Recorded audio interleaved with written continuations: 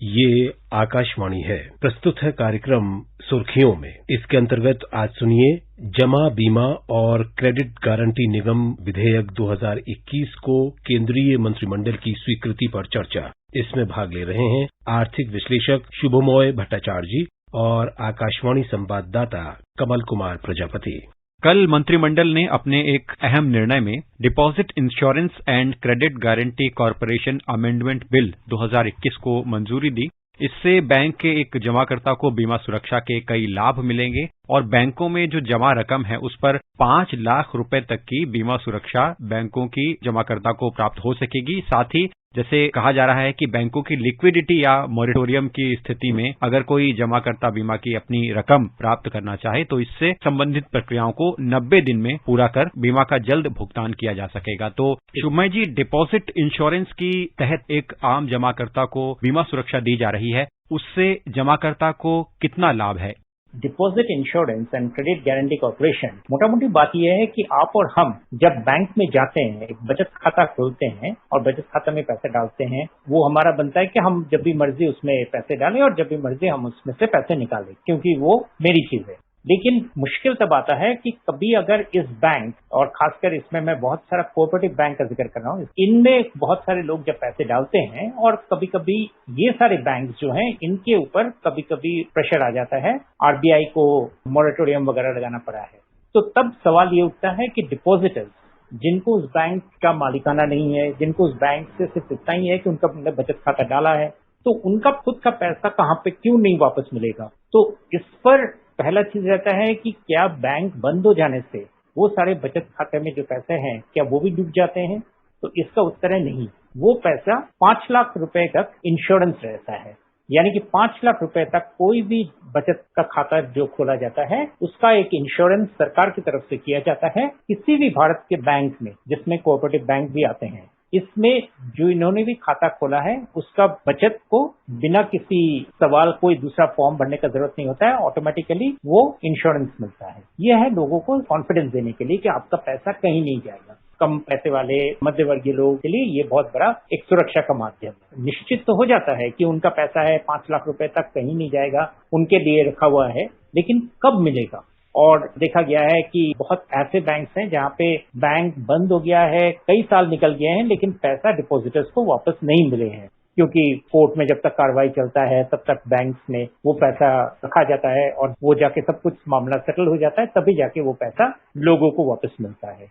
कल का अमेंडमेंट इसीलिए काफी महत्वपूर्ण है क्योंकि वो कहता है कि जैसे ही किसी बैंक पर आरबीआई मॉरेटोरियम लगाते हैं, 90 दिन के अंदर अगर वो मॉरेटोरियम नहीं हटा, यानी कि अगर 89 डेज में अगर मॉरेटोरियम हट गया तो फिर बैंक फिर से पूर्ण रूप से चालू हो जाएगा, लेकिन अगर 90 दिन पास हो गया और वो उस बैंक के ऊपर से मॉरेटोरियम नहीं हटा तो जितने सारे बचत खाते वाले हैं सबके पैसे वापस किया जाएगा उस 90 दिन के अंदर, यानी कि 90 दिन से ज्यादा बिल्कुल नहीं हो। तो ये एक बहुत बड़ा कॉन्फिडेंस बूस्टर है लोगों को बैंक में पैसे रखने का। ये सरकार का प्रतिबद्धता हो गया है कल जो बिल कैबिनेट ने पारित किया है। शुभमोय जी, अगर ये बिल एक अधिनियम के तौर पर आ जाता है और जो पुरानी व्यवस्था है उसको तुलना करें तो इससे कितना बदलाव आएगा इंश्योरेंस के भुगतान में, और जो प्रक्रियाएं हैं जैसा जिसका आपने जिक्र किया कि 90 दिन के अंदर अंदर भुगतान की प्रक्रियाओं को बैंकों को पूरा कर लेना होगा, तो आगे आने वाले समय में जो पुराना एक डिपॉजिट इंश्योरेंस की हमारे सामने स्थिति थी और अब जो स्थिति बनेगी, क्या बदलाव देख रहे हैं? अभी इसमें बीमा का कोई संपर्क नहीं है। बीमा तो सरकार करवा रही है उन सारे डिपॉजिट्स का, इसलिए इस कंपनी का नाम है deposit insurance and credit guarantee corporation. सरकार अपने तरफ से प्रीमियम पे करते हैं, हम लोग भी हमारे डिपॉजिट से एक छोटा सा अमाउंट पे करते हैं, तो कुल मिलाकर उससे इस कंपनी का एक इंश्योरेंस का कार्यक्रम चलता है। और वो इंश्योरेंस का प्रतिबद्धता ये है कि अभी कैबिनेट ने जो अप्रूवल दिया है कि 90 दिन के अंदर लोगों के जो बचत खाते में जितने पैसे हैं 5 लाख तक, वो पैसा उनको 90 दिन के अंदर पूरी तरह से मिल जाएगा। फाइनेंशियल सेक्टर में लोगों को पैसे रखने में एक बहुत बड़ा कॉन्फिडेंस देता है, क्योंकि हमारे देश में अभी भी फाइनेंशियल लिटरेसी ज्यादा नहीं है, लेकिन हम कह रहे हैं फाइनेंशियल इंक्लूजन होनी चाहिए, खासकर औरतों के लिए। गांव में सेल्फ हेल्प ग्रुप्स के बहुत सारे जो फॉर्म्स किए गए हैं, जिसकी बहुत सारे सक्सेस भी हुए हैं, इन सारे महिलाएं अभी भी बहुत सारे टाइम में पैसे रखते हैं वो ऐसे ऐसे कंपनियों में जिनके ऊपर कोई अंकुश नहीं है, जिनका कोई मालिकाना किसी को पता नहीं होता है, और वो पैसा अगर गायब हो गया तो बही गया। लेकिन बैंक में ये जो कॉन्फिडेंस है कि 90 दिन के अंदर उनको बैंक से पैसा मिल जाएगा, ये एक बहुत बड़ा कॉन्फिडेंस बूस्टर उनके लिए, और इसीलिए लोगों को ये चीज का एक, जिसे कहते हैं, सच में ही काफी अपने आप में एक लैंडमार्क डिसीजन है। कल प्रेस कॉन्फ्रेंस में वित्त मंत्री ने एक आंकड़ा भी दिया कि इससे भारत में 98.3% सभी डिपॉजिट अकाउंट्स कवर होंगे और 50.9% डिपॉजिट वैल्यू कवर होगी, जो कि विश्व स्तर पर डिपॉजिट इंश्योरेंस कवरेज के मुकाबले कहीं ज्यादा होगी। तो इस आंकड़े को हम आपसे विस्तार से समझना चाहेंगे।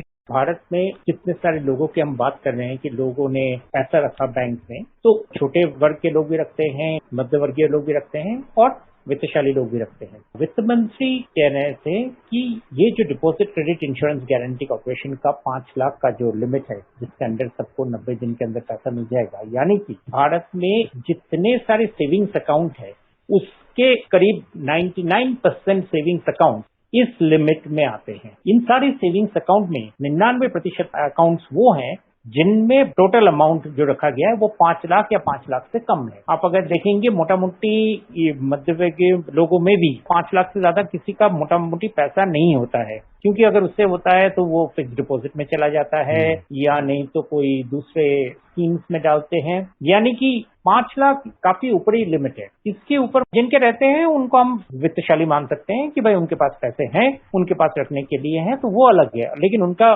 दायरा बहुत कम है। जो वित्त मंत्री ने बताया कि वो सिर्फ 1% से भी कम लोग हैं जिनके पैसे इससे ज्यादा बैंक में रहते हैं। बाकी सारे लोग का अगर हम स्टैटिस्टिक्स ले तो आप देखेंगे कि ये सारे लोग उसी चीज में ही आ जाते हैं जो 5 लाख के लिमिट के अंदर है। दूसरा आंकड़ा जो उन्होंने दिया वो ये था कि कितने % ऑफ बैंक अकाउंट, यानी कि भारत में जो टोटल बैंक में जो पैसे रखे गए हैं डिपॉजिटर्स द्वारा, उसका कितना प्रतिशत का इंश्योरेंस हम कवर कर रहे हैं। तो वो फिगर था करीब 50% या 50% से ज्यादा, और ये एक बहुत बड़ा फिगर है किसी भी देश में। अगर हम फाइनेंशियल इंक्लूजन की तरफ से अगर हम देखें, किसी भी देश में इतना बड़ा इंश्योरेंस कवरेज डिपॉजिटर्स को नहीं मिलता है। तो इसीलिए इन्होंने इन दोनों फिगर्स की तरफ इन्होंने इंडिकेट किया है, समझाने के लिए कि ये दोनों अपने आप में बहुत बड़ा नंबर्स हैं, और इससे पता चलता है कि देश में कितना बड़ा फाइनेंशियल इंक्लूजन तक सकता है। मैं फिर से फाइनेंशियल इंक्लूजन वाली चीज इसलिए मैं इसका जिक्र कर रहा हूँ क्योंकि लोगों को बहुत बड़ी फाइनेंशियल बैंक्स में पैसे रखने में हिचक इसलिए रहता है कि हम रखेंगे, पता नहीं कितने दिनों तक कैसा होगा, बैंक कहाँ पे है, और बहुत सारे गलतफहमियां भी चारों तरफ फैलते रहते हैं। उन सब चीजों को रोकने के दिशा में deposit credit and insurance guarantee corporation बहुत इंपॉर्टेंट रोल है, और इसका पब्लिसिटी नहीं होता है, इसलिए ये पब्लिसिटी होना जरूरी है कि सबके जो पैसे हैं बैंक में वो पूर्णतः सुरक्षित है। जी, निश्चित तौर पर, और उम्मीद की जा रही है कि इस संसद के इस मानसून सत्र में deposit insurance and credit guarantee corporation का संशोधित विधेयक जल्द ही संसद में पारित हो और उसके बाद ये विधेयक एक अधिनियम का रूप ले, और इसके बाद जो जमाकर्ता हैं उनको बीमा सुरक्षा का लाभ मिलना शुरू हो जाए। और जैसा कि हमने अभी चर्चा की भी कि अगर ये अधिनियम आता है तो उसके बाद जो बीमा सुरक्षा के स्पष्ट नियम आने से एक जमाकर्ता को, एक खाता धारक को उसकी बैंक में जमा रकम पर ज्यादा बीमा सुरक्षा प्राप्त होगी, और साथ ही इससे एक जमाकर्ता का बैंकिंग व्यवस्था पर भी विश्वास बढ़ेगा। आप चर्चा में शामिल हुए और आपने इस विधेयक पर हमारे श्रोताओं के साथ अपने विचार साझा किए, महत्वपूर्ण जानकारियां साझा की। आपका कार्यक्रम में जुड़ने के लिए बहुत बहुत धन्यवाद। धन्यवाद।